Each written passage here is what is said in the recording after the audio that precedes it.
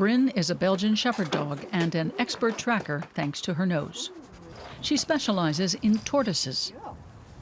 Brin and her minder Vicky Hudson work for Cape Nature, a government organization that monitors rural reserves in South Africa's Western Cape province.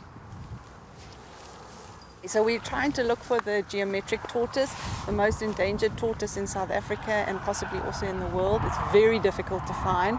It's camouflaged really well and it's very shy, so any disturbance and it hides itself away very, very well. So visually it's difficult to find, but we use the dog, who's got a sense of smell, as an additional tool to find these tortoises, because as they're moving they leave a scent.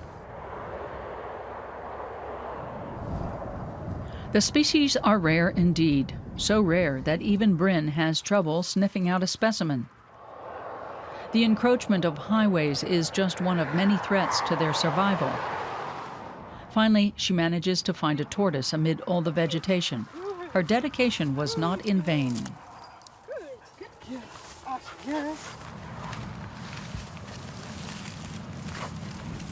The geometric tortoise is currently being upgraded by the IUCN guidelines to critically endangered due to their very small population size as well as the threat to their habitat. So their habitat fragmentation and habitat loss are the two major threats to the tortoise. The population of geometric tortoises is estimated to now have fallen below the 1,000 mark worldwide.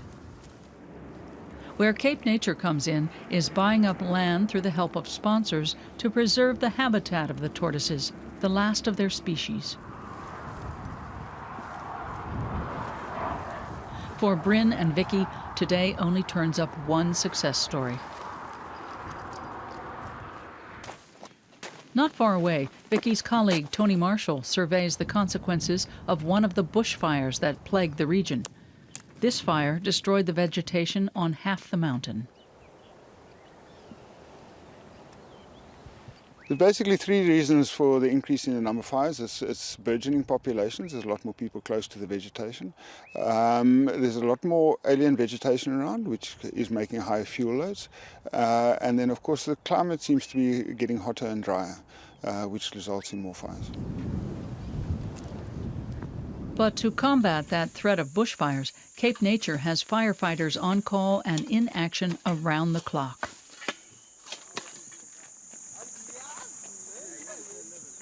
Morning, how are you? Yeah, fine. You're good, yeah, very good. How's it going? Firefighters in the work on fire basically follow the three aspects that we look at with fire, the whole integrated fire management.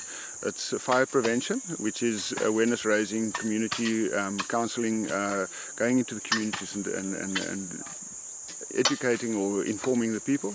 The protection aspect is looking at fire breaks, which these people are presently doing to prevent fires. And the fire suppression aspect is actually going out when the fire does occur.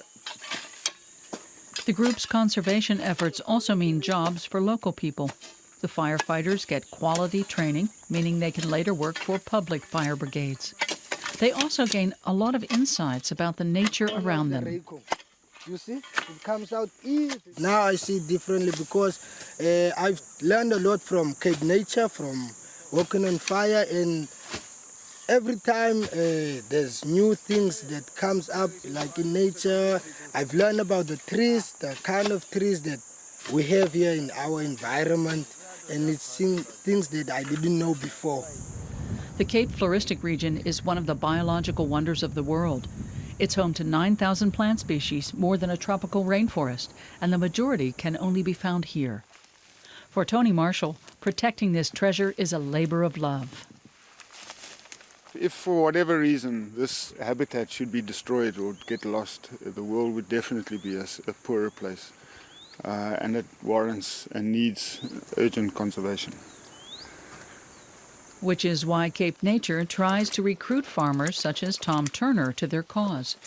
He has a vineyard, but also fields that he no longer uses intensively. Hello. Cape Nature persuaded him to leave part of his land to nature. Last fire that we had. Yes. So you guys are over here. Yep. For the farmer, it's a win-win situation. We basically reuse our asset of wildlife. Instead of farming with cattle and sheep that you sell them only when they are going to the market, we do game drives and tourism product, which we reutilize our product by taking photographs of them.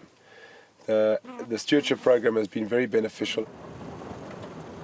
Carrie Purnell is very pleased with how the program is progressing, with private landowners now a key player in the country's conservation efforts. 80% of threatened ecosystems in South Africa belong to private landowners, so we really need to get them on board so we can expand our protected areas in the Western Cape.